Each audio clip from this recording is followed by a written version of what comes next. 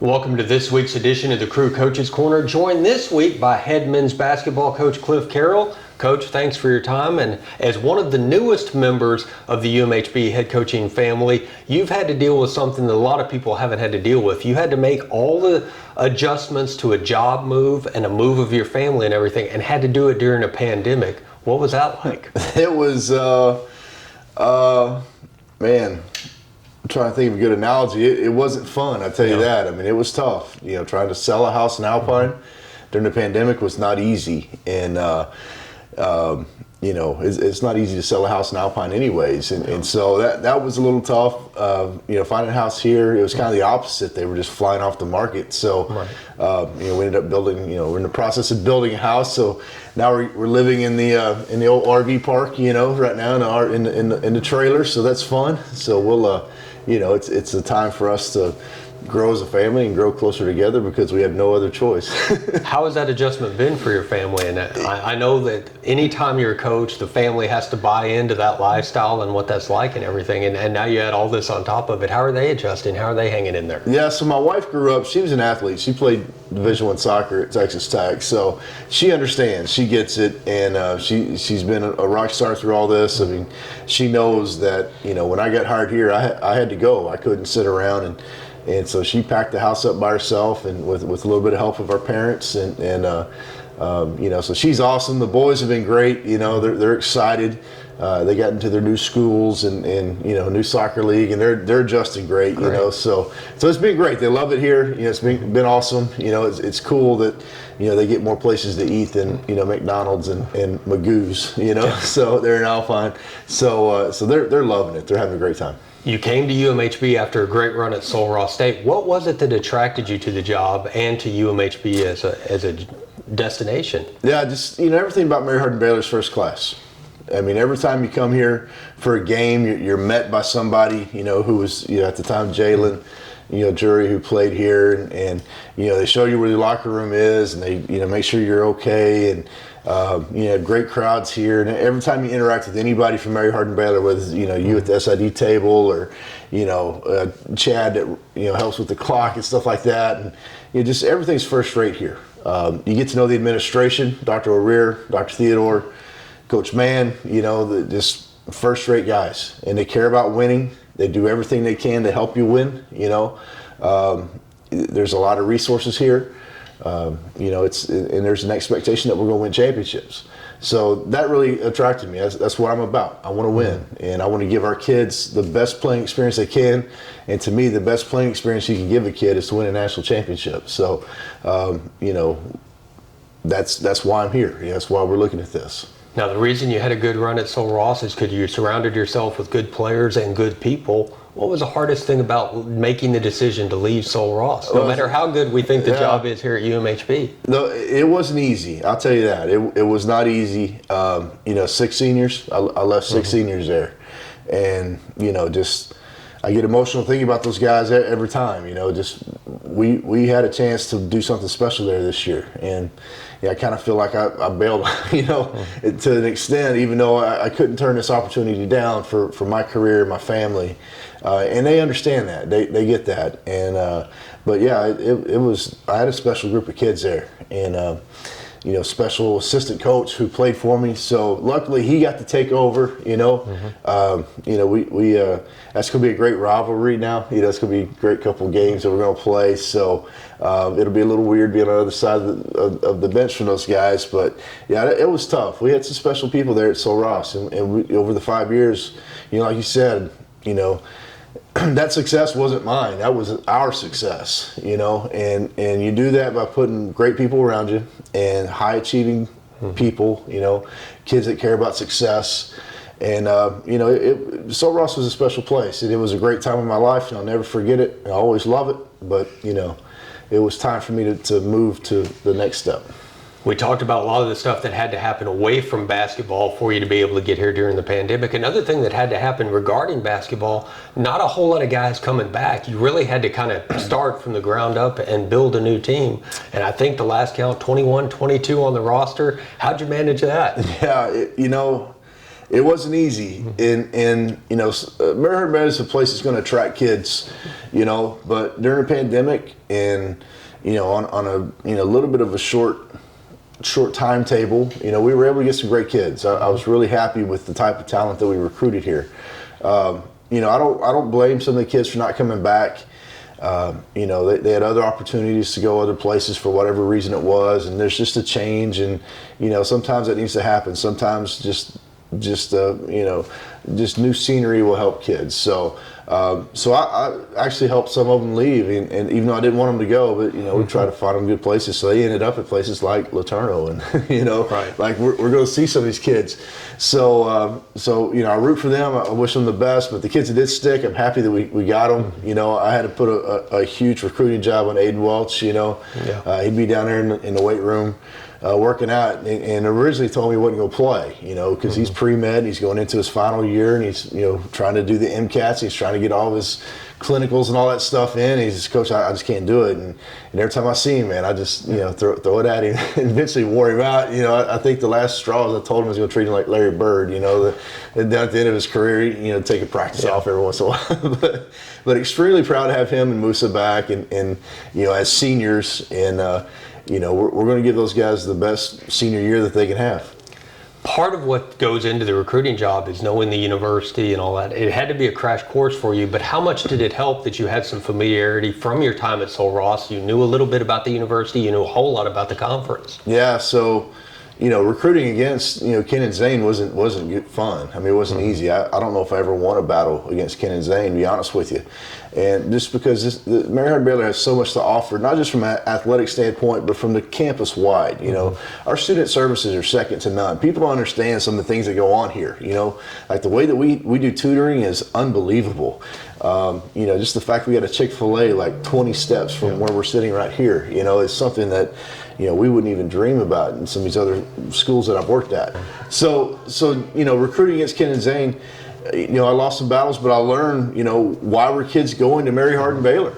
And so I did have that familiarity, you know, so now, you know, I couldn't beat you, so I joined you, you know, and so I put that tool in my bag, and obviously playing, you know, against them twice a year for 5 years was good, and understanding, you know, really the philosophy of the school and a lot of the ideals that we have as a school coming in, you know, so that was all pretty easy.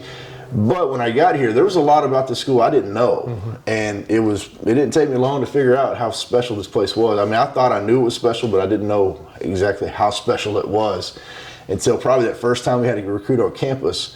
And I took a tour with the recruit, and I just told him, I said, listen, we're going to do this together because I haven't seen all this, you know, and you know, the place is special.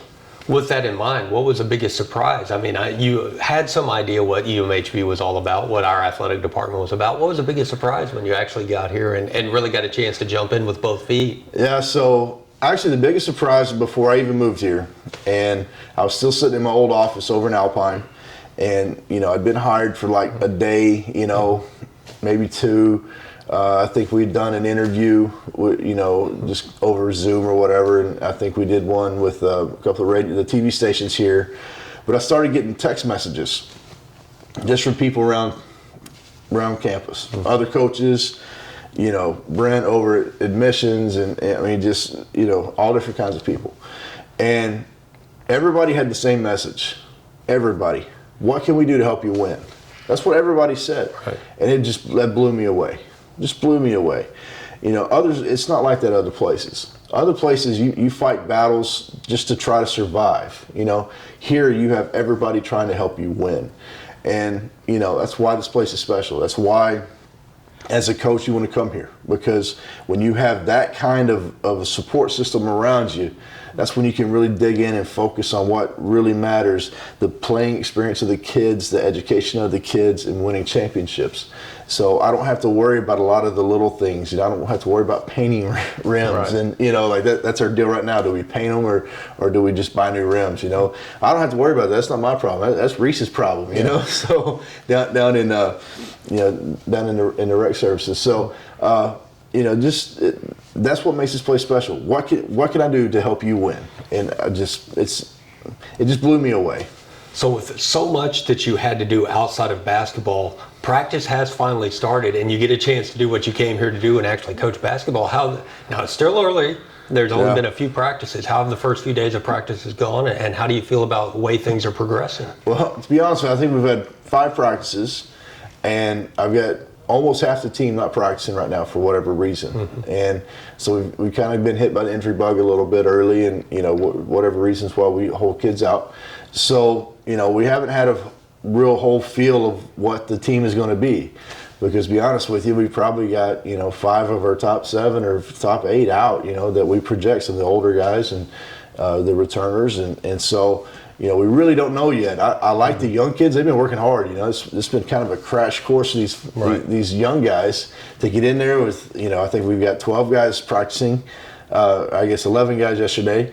And so everybody's getting a lot of reps. Everybody's, there's not a place to hide. You got to get out there and go. So it's been great for the young kids, and I love their enthusiasm. I love their willingness to work. I think the future's going to be bright. But before I can tell you what we're going to look like this year, I need to get those older guys back on the floor. And what are you looking for? What do you want to see at this point in practice? Right now, number one, I want enthusiasm.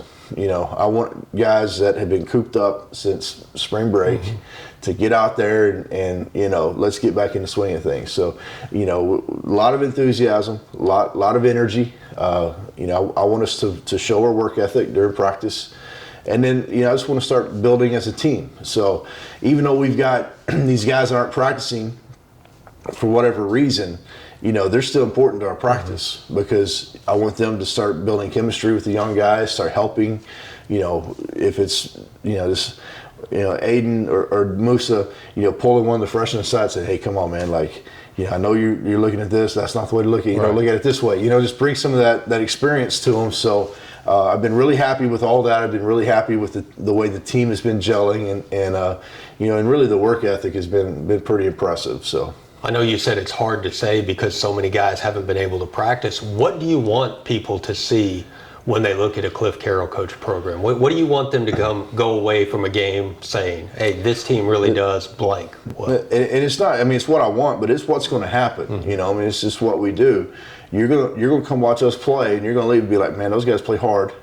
And man, that's a really good team.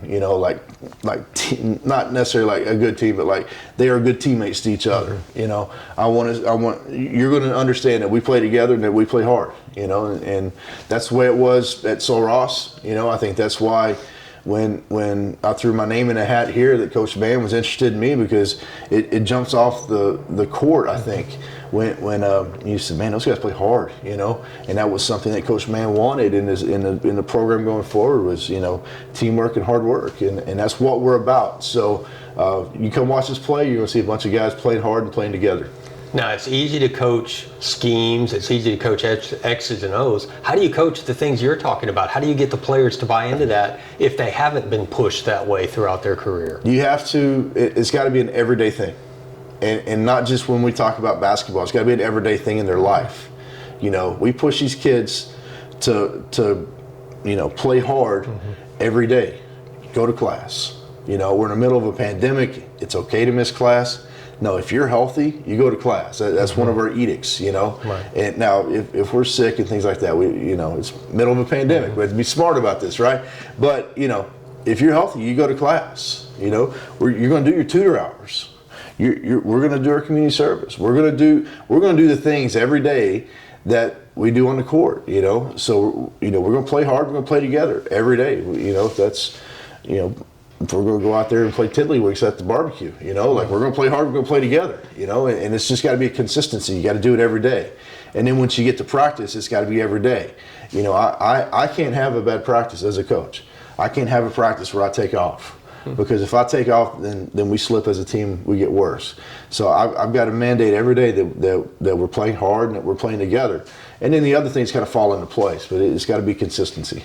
Now, another thing that makes the job a little more difficult right now is a little bit of uncertainty about the schedule. We had a non-conference schedule all set, and then some things happened. Schools have decided not to play in the fall. I know one of the things you were doing right before we started this interview was wrapping up a phone call talking about that. How difficult has that been, and the fact that there is still some uncertainty? You're not exactly sure when you're going to play your first game and who you're going to play against. Yeah, I mean, that's been the hardest part of the whole thing, is just, once we think we have a plan, it changes. And, I think we've had as a conference 3 or 4 different schedules. And right now, it's funny, nobody really knows which one we're using. Right. We're going to get some clarity on that later this week. I think the ADs are going to meet and vote on a schedule for our conference games, later this week. So, so we're kind of flying blind here. It's funny because we've got teams in our conference who have got a full schedule. We've got teams in our conference who have 0 non-conference games. And they're not sure if they can even play at all. So, we're trying to do things in pencil. The other conferences around us have elected not to play non-conference. And so, if we're going to have a non-conference schedule, we're going to have to play each other. And it's been really tough. And, the key is communication with everybody and kind of keep in touch with everybody. And we're going to do what's best for our kids. We'll try to find us some games. But, I'm not sure, here in about 3 weeks or 4 weeks, if it's safe to put our kids on a bus and send them places yet, and so there's still a lot of uncertainty about that. So, we got to look at the safety of our student athletes first. That's the most important thing. And then, we got to look at this thing as a conference and kind of, stick together as a conference and make sure that we're all getting the best out of our schedule. But it's been really, just weird is kind of the thing I keep using. Just the uncertainty of everything, and it's been a little frustrating. You mentioned safety of the student athletes and everything. How does your practice look a little different than it has from all the previous years you've been coaching because of all the protocols you have to go through? Yeah, so I got rules in practice in normal years. So like one of my favorite rules is that you never stand alone. If you're in practice, you never stand by yourself. Because we're trying to build team, so a guy that goes off and stands on his own, tends to kind of, sometimes become a malcontent, and then malcontent can turn to cancer, and then you start bringing, so one of the things is the normal years is, hey, you always stand next to somebody. Well, you can't do that now. You got to stay 6 feet away from each other. So, we got a rule that you can be 6 to 10 feet away from each other, but you can't be 12 feet from each other. We're trying to adjust these things. I have a deal where we run, we call them the crew run. And so we hold hands and we run the length of the floor and turn around and come back. Well, after we do that, we got to give everybody spray and rub their hands, So, it's been different. And I'm kind of a creature of habit, so I just come in here and I just expect that we can do this. And then I'll be in the middle of practice, be like, we can't do that, because we can only have certain guys together at a time. We can't play 5-on-5 right now. So it's been a little different. It's been a little adjusting. I've been real lucky to have the assistants I have. Thomas has been great, and I've got several other assistant coaches that have been around. So, we sit down and we talk about things and we brainstorm, and, sometimes, coach, we can't do that. We got to think about this. And so they've been really good for me. And, we've so far we survived, but going forward, it's going to get frustrating, I think. So many times when a job opens up, it's because something bad has happened with the program. It's not in a good position. That's not necessarily the case when this job opened up. Ken DeWeese was here for a long time, did a lot of great things, and laid a great foundation of success. What was that like for you to take over a program that you didn't have to take down to the ground and kind of rebuild? Yeah, first off, I love Ken DeWeese. I love Ken DeWeese. He was, obviously been here for a long time and kind of looking at it from afar. You always admire what he's done here. And but being in the league with him and competing against him a couple times a year, and I feel like, we've been 2 of the better teams in our league, for the last 5 years. So we've had a lot of really competitive games, and I love Coach. I think the world of him. Nobody respects him more than I do. And so when he made a decision to retire, it was a no-brainer. I wanted this job, and part of the reason is because of the foundation that he laid. I knew that it was a healthy job. It wasn't going to be, when I took over at Sul Ross, it was we had to completely flip it and completely change culture and things like that. Here there's been a winning culture. They won the division 2 years ago. So. So that was, it's been nice to do that. And, we're doing things differently, just because, me and Ken are not the same person, but I think at the very core of things that, we kind of look at things the same way, so, but yeah, nobody respects Ken more than I do. I've had the chance to hang out with him a few times, since I've lived here. I've known his son, Kenny, for, it seems like forever, but we're not that old, Kenny, right? So, I really love the family. I love, Coach. He's always welcome to come back here. I told him if he ever wants to get in and do a rebounding drill, whatever, come on. So, but he's building his house. I'm not going to disclose location, Coach, but can't wait for it to get done so we go hang out a little bit, Now, we'll step away from basketball for a minute. You referenced barbecue earlier, and I know that that's one of your favorite things to do, and sources tell me you're very, very good at it. Kind of a two-part question. What's your specialty with barbecue, and what time are we eating tonight? Well, I'll tell you what, right now I don't have my pit, so, unfortunately, until we get the house built, can't bring the pit out here, so I bought me like this little pellet grill, it's called a Rectech. Pretty nice. But it's not big enough for a brisket, so unfortunately right now we're out on briskets. Okay. But I'll tell you what, I made some ribs the other day, and I gave a rack to my assistants, and I think it lasted for about 3 seconds. Wow. Looked like some vultures. So yeah, I can throw down some ribs. Well, it's whatever you want, John. We can do some ribeyes. We'll go. I'm trying to talk to Mr. Miller over there, and if he ever needs help running the pits, during the off season, I know how to start a fire. So.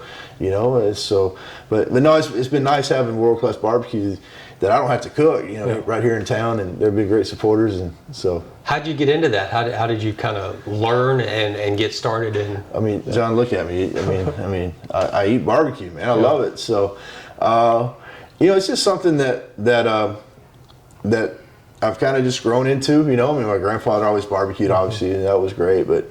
Just something I've always kind of been interested in, just the process of, taking this piece of meat and turning it into a meal, it's just been kind of good for me, and tinkering with the spices and things like that. So, I just kind of grown in it and read about it. And, as a basketball coach, we travel so much recruiting, going to games and stuff. So, I said, well, I'm going to start seeing what real barbecue is, and get out of, just what our little bubble was there in Lubbock. So, all of a sudden you go to a place like Miller's, and you're like, whoa, this is really good, and so I've kind of been on a quest to kind of eat at all the best places, and then I also think it's fun to take our team. So when I was at Sul Ross, Texas Monthly comes out with the top 50, and then when I was at Sul Ross, I think over my 5 years we ate at like 19 or 20 of the top 50.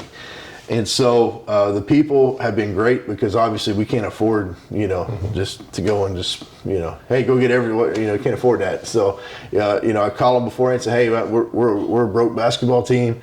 I got a bunch of college kids, like, what can you do? So usually they hook us up with some sandwiches, and, so. Great. So it's been great. I love barbecue. It's a great hobby of mine. I love living here because I'm like a 2-hour drive from, every great, place in town. And, obviously having, Millers and Shuffs here is cool. I've been a great customer there so far. So. Well, I don't want to force the analogy, but how similar is that to coaching basketball? Because you take something raw and you kind of season it or practice it or whatever, and then come up with a finished product. Yeah. How close is that to barbecuing a great brisket to creating a good team? Yeah, there's a lot of, you're right, there's a lot of crossover. Like what we're doing right now with our team is it's a little bit tedious, we're laying the foundation. So basically we're laying the salt on the meat right now.